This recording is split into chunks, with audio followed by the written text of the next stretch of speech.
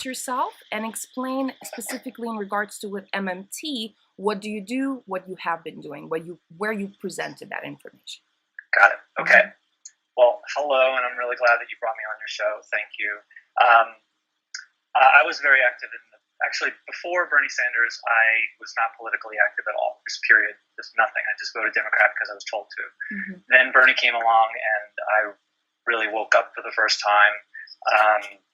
I feel like I grew up for the first time and became very active in his campaign. I ran with him. I was a delegate for him at the DNC. And, he he's taught us that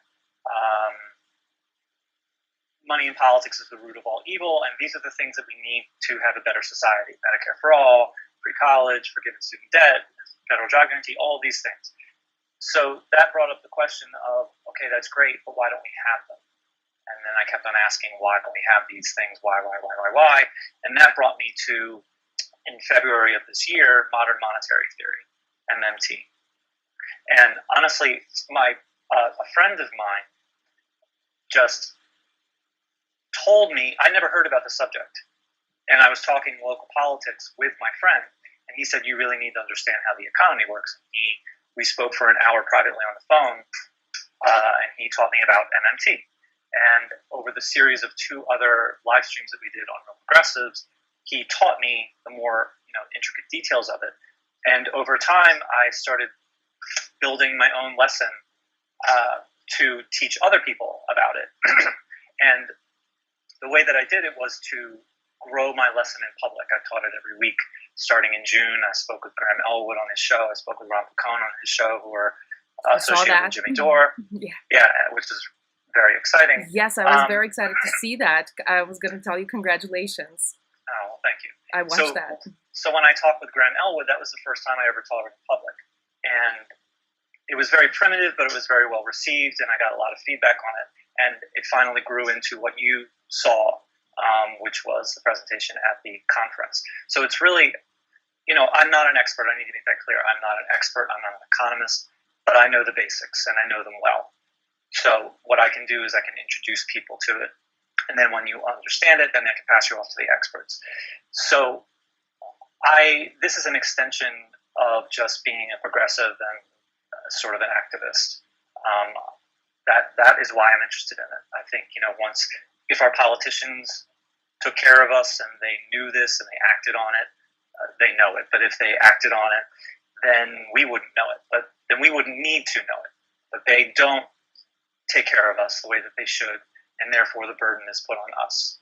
So we need to learn how our economy works so we can ask for things properly and not fall for the tricks that we've been taught our whole lives. Absolutely. I 100% agree with you on that. And that is why I think it's such an important topic to discuss and inform people. As a behavior analyst, in personally what I've experienced, I've also heard about MMT, believe it, from you. It's the first time. I watched it on one of the YouTube channels. So once I read it, I was like, what do you mean money is just put into the computer when they vote on it? And the more I started digging into it, and once I kind of had the taste of that information that things are not the way that I think they are. I mean, I have a master's degree. You know what an insult it was personally to understand, like, oh my God, I have no idea about the most important thing that is literally dictating how I live my life. Once I started digging, just like you, there was something that I tasted. I was like, I have to get more information. I need to do more. And of course, once I did find out, it changed my own behavior. I realized that, I understand how money works now. Not to every single detail. Of course, I don't understand lots of complicated financial machines that they've created over I don't know how many years now.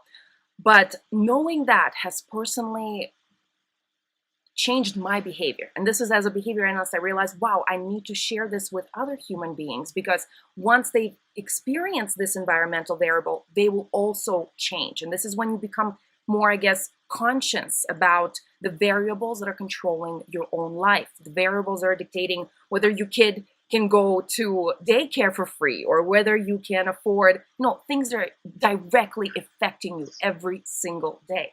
And as a young parent, of course, that's another motivation to really start asking those questions. Yep. So, and it's amazing. I definitely share that same passion that you just described, that we need to know more, and we need to learn how to ask for things that we deserve and we have worked, our parents and grandparents have worked for, that we deserve, we demand, but we've been lied to about the fact that we can't afford them. You know what I mean?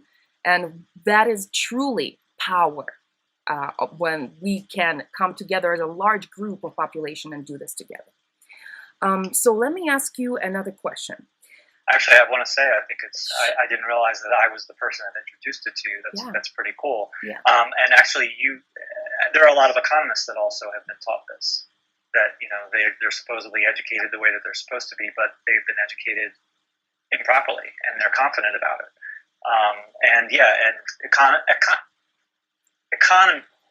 Economics.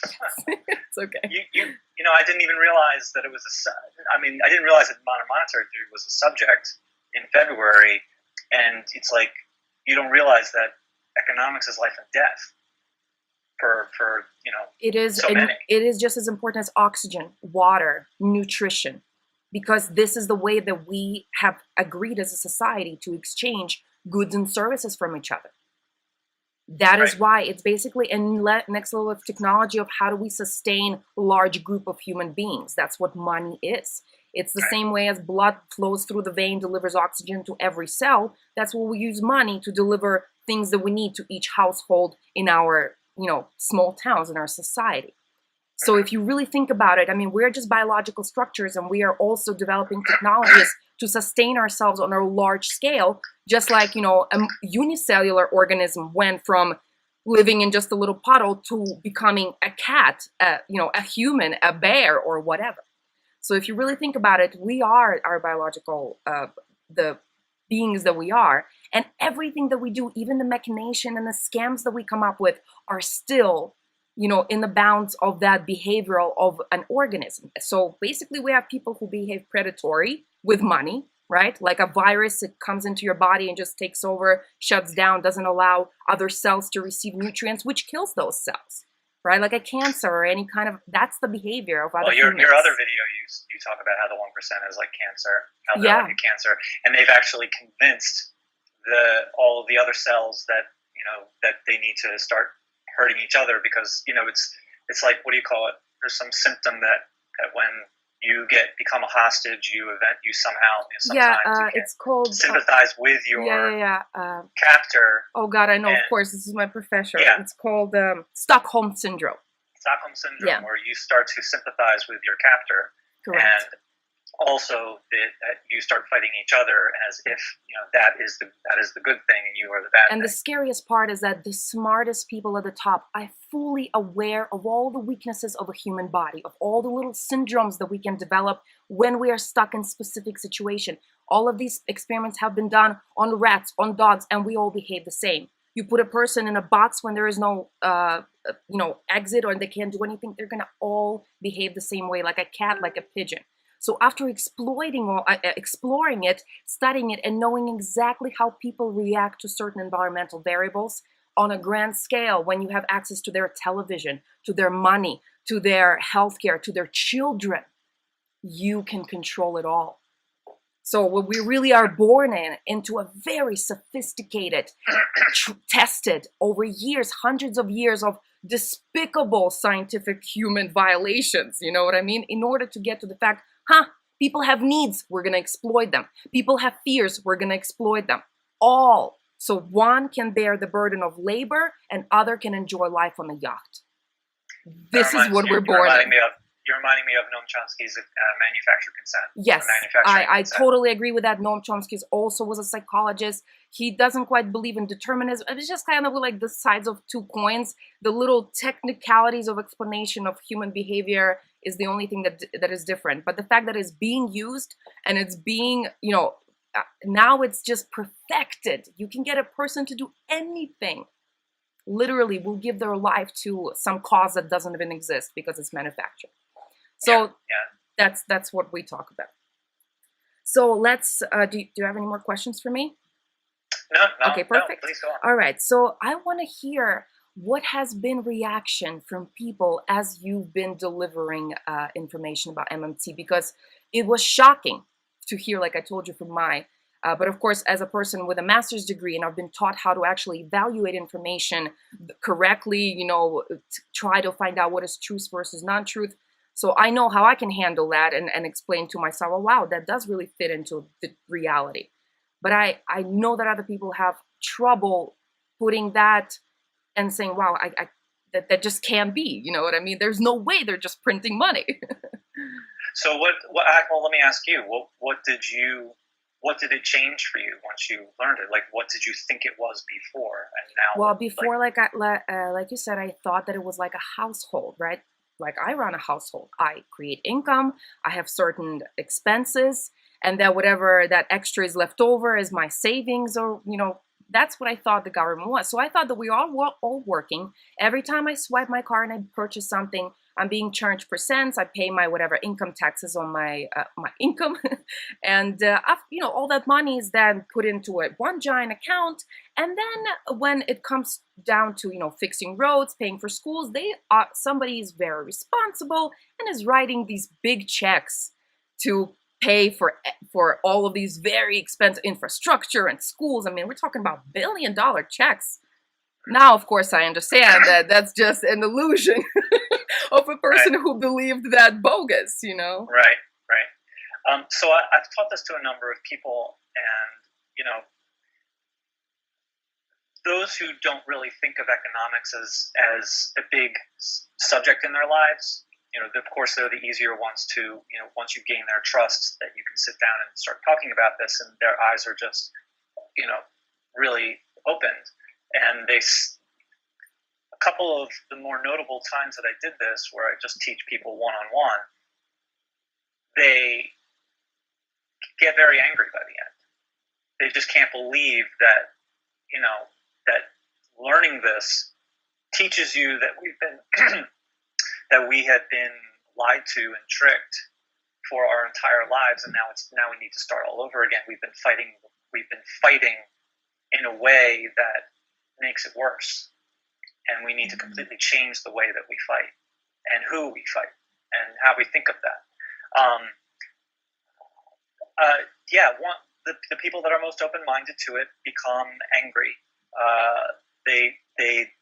I had one where I have on my podcast, I have an interview with a gentleman from the Green Party. His name is Gary. It's on my podcast, and we had to stop because he was getting so emotional and so angry that we had to take a break and come back to it, because he just could not believe. Like, there was a lot of curses in that podcast. Yeah. It was really funny and sad in a way. So the people that are open-minded, they didn't realize it was a subject, and now they realize that there's really nothing more important. That is the subject. That it's the subject, and that we have been kept, that has been kept sort of a secret from us, is disheartening, to say the least. That there's so much to make up for. Mm-hmm. So I'm going to be honest with you. The fact that that's how that information made me feel is the reason why I feel it's extremely important. Because like I said before, when I felt that I've been tricked is when I felt motivation to start doing stuff differently. I honestly don't remember what other things about my, finding out truth about my environment, about the horrible system that we're in, has made me feel as motivated. It has made me motivated to start this channel. It has made me motivated to start an anti-capitalistic business. I'm a person who just graduated with a master's degree in behavior analysis, and I have an opportunity to start my own business in which I will be charging insurances. And they pay around $100 an hour. So what I have an opportunity right now to go ahead and become just another wealthy capitalist who's going to go ahead and use people who don't have the same education, who don't even know how much money the insurance is paying me, to pay them only $10 an hour while keeping the rest of it, and I can become wealthy and I can make millions. But after finding out this information, I've already been kind of an anti-capitalist for a long time, but finally now that I've reached that point that I am reveal the information of how the capitalists make their money.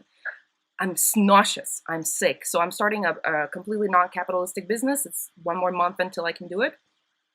And basically, I'm giving ownership to every employee. I'm just done. That's great. I want you to be aware of what the information that you are spreading is doing to young professionals who are privileged enough to start their own business. It's making me disgusted with the capitalistic system and how it's exploiting younger and less, more vulnerable people, rather than picking them up and lifting them up, making our society better, which is what they've been telling me to do since I've started going to elementary school.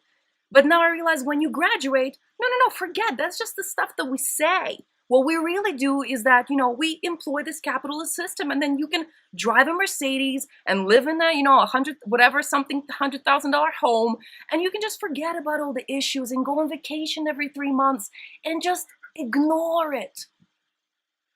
So I'm one of the people who's saying I'm not ignoring it. I'm not going for that. I'm a new type of employer. I'm a new type of a citizen of the United States of America who's just not going to be doing the same things that my predecessors were doing, because it's not sustainable. My child is going to be a slave for someone if we keep doing this, if we keep going this way. Does that make sense, Jeff? So I hope I empower you today for you to know how much you are doing, because you change people's mind. People who can actually open a business and provide good jobs, like myself. You're saying that modern monetary theory has changed. I believe you're saying that modern monetary theory has changed your life. Yes. That you're changing how you're going to. I'm going to be a different person. Yeah. That's amazing. That's really amazing to hear that, and that shows just how fundamental that this is.